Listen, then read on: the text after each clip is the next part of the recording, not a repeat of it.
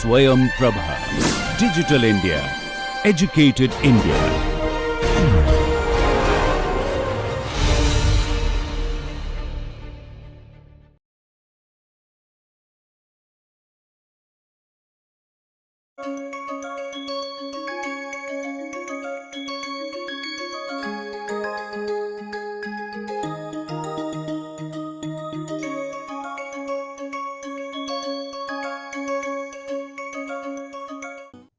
So,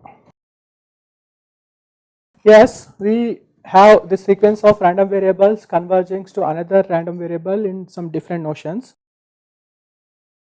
It is not always necessary that if you have xn's which have some distributions and the limiting distributions of the random variable, limit random variable need not be always the same or even need not be of the same nature. For example, let us say if I have a sequence of random variables which are all exponential distributed or Poisson distributed something, and not necessary that the limit distribution is also of the same nature, it is also either exponential or Poisson, okay, it could be something different. But it so happens that when we have a sequence of random variables where each of the random variable is Gaussian, the limit distribution is also always Gaussian. Maybe the parameters will change, but at least the nature of the limit distribution is still a Gaussian random variable. So I will just binomial decision, if n goes to infinity, yeah, it becomes Poisson distribution. right. So it changed, right? That is the Yeah, that is a one good example. So where each of the random variable could be binomial, but the limiting could be something different, not necessarily binomial. It has changed its characterization. So, but if all the random variables happens to be Gaussian, then the limiting distribution is necessarily again Gaussian. Okay, maybe as I said, the parameters could be different, the mean and the variance could be different, but it is still going to be Gaussian distribution. Okay, next, whatever we discussed so far, things were fine. Like to define these convergences, I always define with respect to the limit, right? Like I said, xn converges to x in mean squared probability or whatever. But is the knowing the limit random variable is necessary to just define convergence? So for example, let us forget the random variable and all probability, just focus on our simple deterministic sequences. I know xn, let us say I have a sequence of ans which converges to some a, that is fine. But just looking without knowing the limit, can I say my sequence an converges?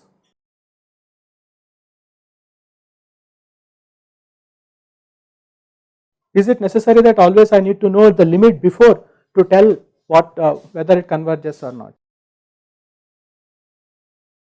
So have people heard about Cauchy criteria, Cauchy sequence, Cauchy criteria? What Cauchy criteria says? That does that involve limit? No, right? So to define limit whether the sequence converges, I really always need to know the limiting value. It's enough if the sequence itself some satisfies properties. If the sequence satisfies some properties, I can say it converges. Maybe I don't know what is the limit, but all I can guarantee is that it converges to something. So same can be done here to a sequence of random variables. You may most of the times it may be difficult to guess what is the limiting random variable or what is the limiting distribution, but your sequence may be such that it is amenable to check some conditions which will tell at least it converges. What it converges is a later headache. First let us worry about whether it converges, and then once we convince ourselves as it converges, maybe we can think about what is the limit it converges. So for that we have similar notion of Cauchy sequences in this with a sequence of random variable.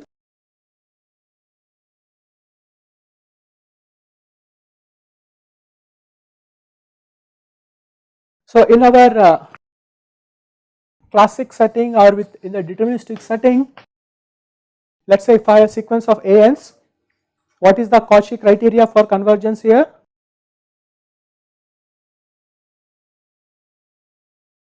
Let us say for all epsilon greater than 0, there exists n epsilon such that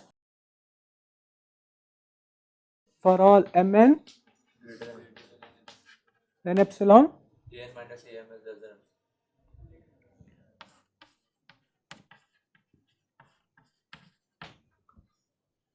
right.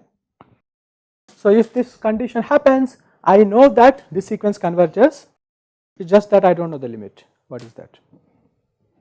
Okay, now we are going to state simply all the 4 notions of convergence we have in terms of this Cauchy convergence criteria. Okay, I am just going to state that as result.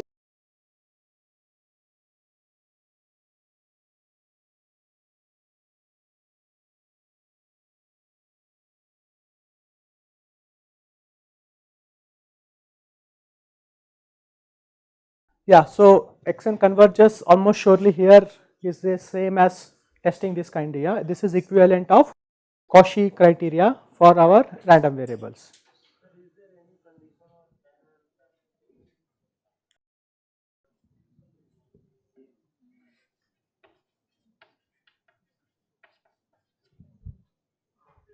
Oh, sorry, it should be outside. This is incorrect. So how to write this? Just a minute. Let me.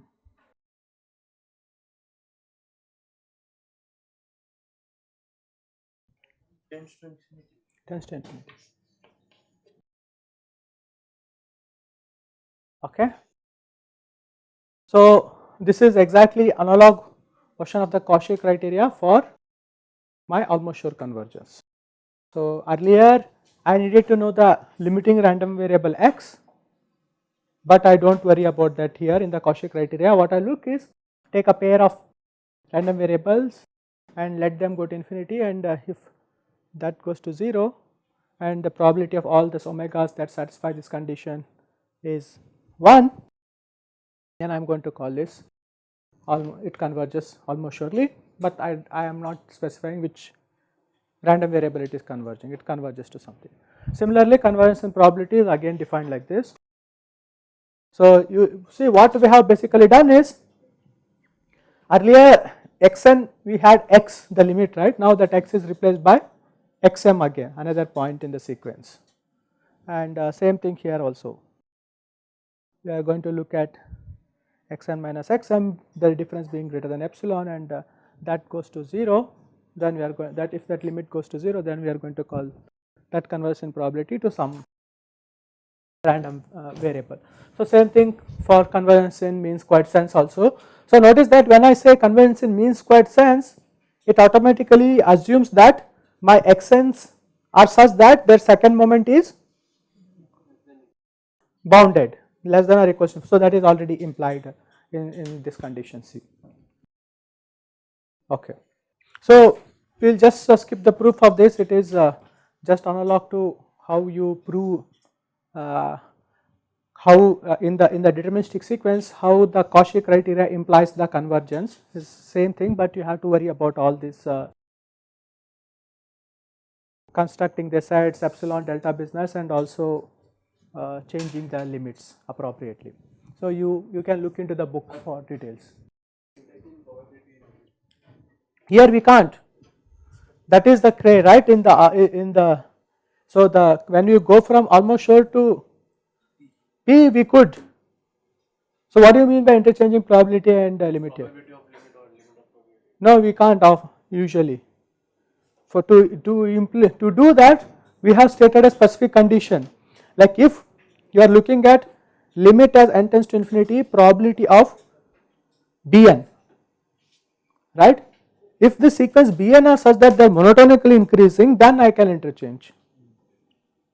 That was what we call as continuity of probability. If I do not have such a structure on the events, that is Bn's, in general I can't do this. You have to be careful there. So it is not in general true that we can interchange limit and probability. You may also face a case with where you have to interchange limit and expectation. So you can't do this. So for when we can interchange limit and probability, we already stated. We are going to state later in the next class when we can interchange limit and expectation. Okay, this can be done only under certain criteria and under some conditions. So fine,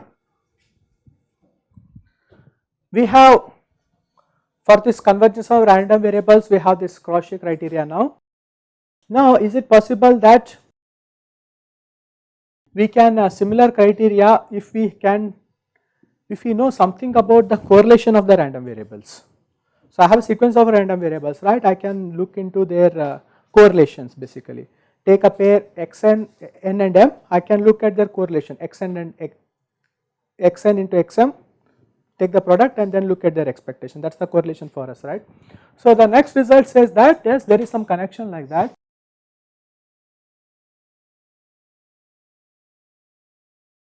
So this is called correlation version of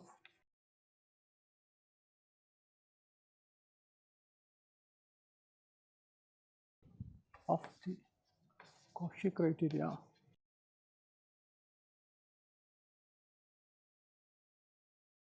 for mean squared convergence.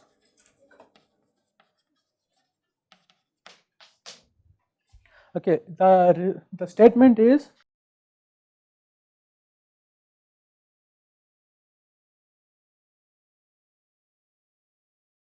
so what now it says is, let us take a sequence of random variables which have finite second moment, then there exists an x which is the limit of the sequence in the mean squared sense if and only if this limit converges now. Now what is this sequence? This is the correlation sequence. If this correlations exist and it has some finite value, then this is true. Okay. Okay, now let us see why this is true. We will quickly argue this. So now let us prove first if part.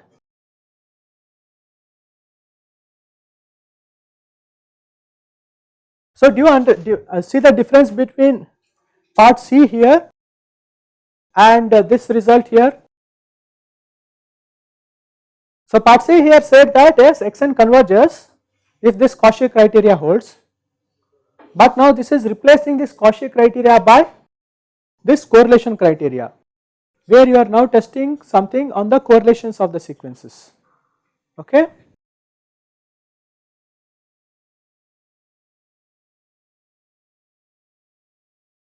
So let us say this limit as mn tends to infinity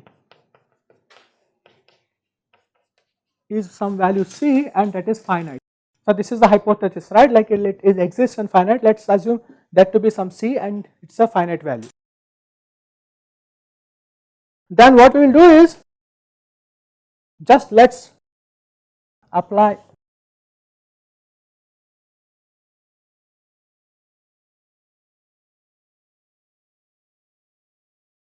this condition here, and then this is, if you just expand this, you are going to get xn square minus 2. This is for any nm.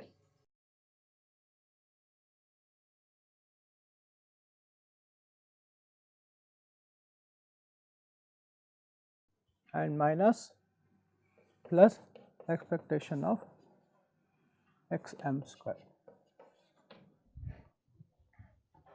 Now if I want to argue that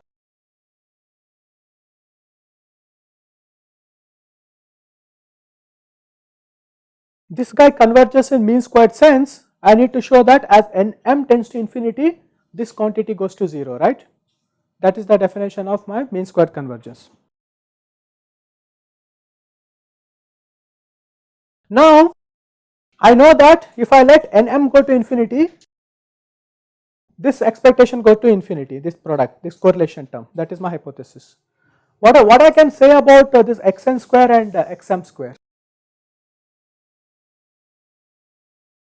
So in this limit, when I am letting Nm go to infinity, right, I could as well set n equals to m and let that limit go to infinity, right. In that case, is this guy will have the same limit as this. So you can just check that they will have the same limit. In this case, as Nm go to infinity, I can just verify that this is 2 minus 2c plus c and this is going to be 0. So that is why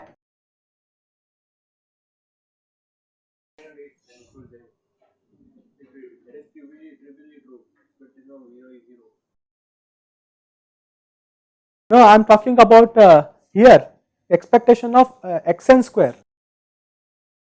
So fine, see there are two things here. You are not setting n equals to m here when you are letting Nm go to infinity. You can arbitrarily let Nm go to infinity, n and m could be different, but now this consists of xn square and xm square. Now I am just talking about how this limit itself will go, and that I am inferring from this. So if this is going to be c, even if I let n equals to m and both go to infinity, that limit is also going to be c. That is what I am using c for these two. Okay, so what we just said is, from this, if this correlation criteria holds, this is same as verifying this Cauchy criteria. So that is this Cauchy criteria here. We know that this, if we have this Cauchy criteria, already know that converges in mean squared sense. So if it converges in mean squared sense, it has to converge to some random variable, right? That is why we are saying there exists some x such that this xn has converged to that random variable. We do not know what is this x, but there exists some x, it has converged. Now to prove the other direction, we will assume that xn converges to x in some random variable, then we will try to show that in this case this correlation limit will be finite and it will be so this limit exists and it is going to be finite. Okay, when we try to show xn square converges to x in mean squared sense, our assumption was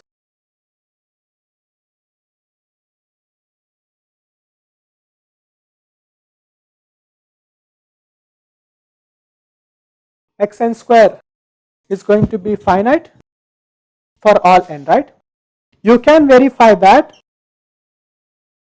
this implies that whatever limit this guy is going to converge in the mean squared sense, this limiting random variable be such that even that is going to be finite. How you are going to do this? You are going to verify by applying triangular inequality of the random variables. Okay, just apply this and you will check you will get to you can infer that expectation of x square is also going to be finite. Which inequality? Yeah, Which inequality? triangular inequality of the random variable. So we talked about this when we talked about Short's inequality, right? When we talked about Short's inequality, we talked about triangular inequality of the random variable. So I think we talked. If I am not talked, just go and refer to there.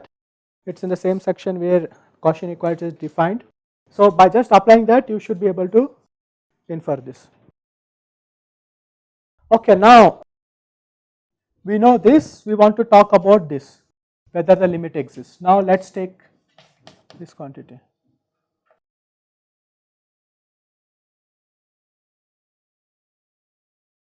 Now this is some algebraic manipulations we have to do, and then again we will invoke triangular inequality to conclude that this is indeed true.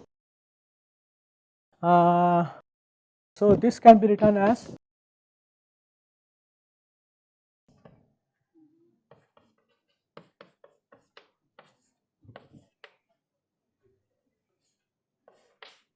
So I will just cut short this and just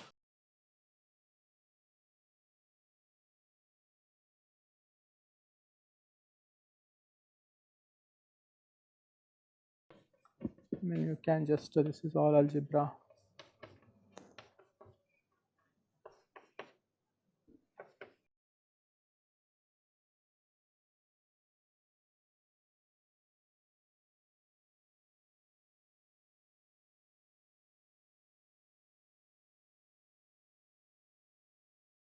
Now just by expanding you will get this. Now what we are going to do is we are going to apply Cauchy-Schwarz inequality on each of these and try to derive a bound. So let us try to apply Cauchy-Schwarz on this. So what did the Cauchy-Schwarz inequality says? If I have two random variable product, what is the expectation is going to look like? It is upper bounded by, in terms of their second moments, right? In what fashion? This was upper bounded by square root like, what is the first term? Yeah. So expectation of this into squared, yeah, expectation of square of this into expectation of square of this.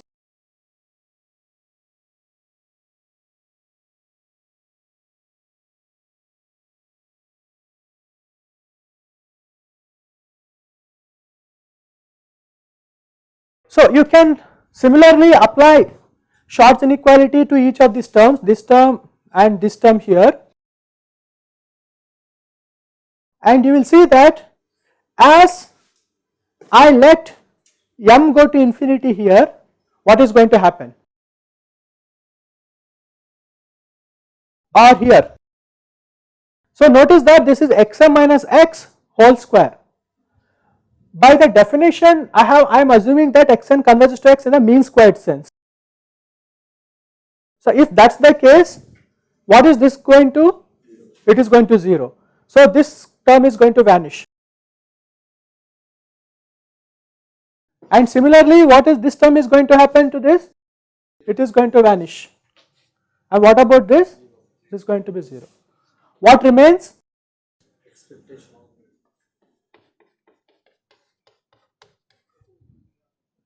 Right? So this is, now we are saying that what we have shown is this limit here as mn go to infinity is equals to expectation of x square. So we have now shown the existence. So the limit indeed exists. What is that limit? That limit is expectation of x square. And this x is what I have assumed, that it converges to some x. And now the second part I have to show is it is finite. Why it is finite? Why? Because I said that mean square sense convergence also implies that the limit is going to be finite. So just 1 or 2 minutes.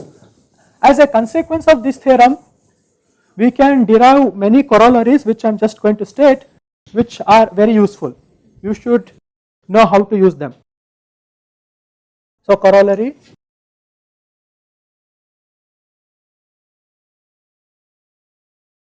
if xn goes to x in mean squared sense and another sequence I have which goes to y in mean squared sense, then you can check that expectation of xn yn goes to.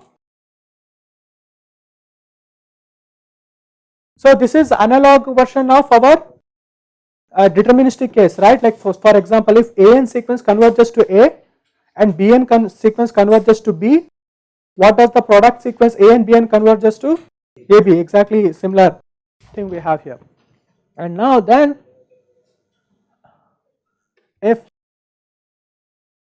xn converges to x in the mean squared sense, then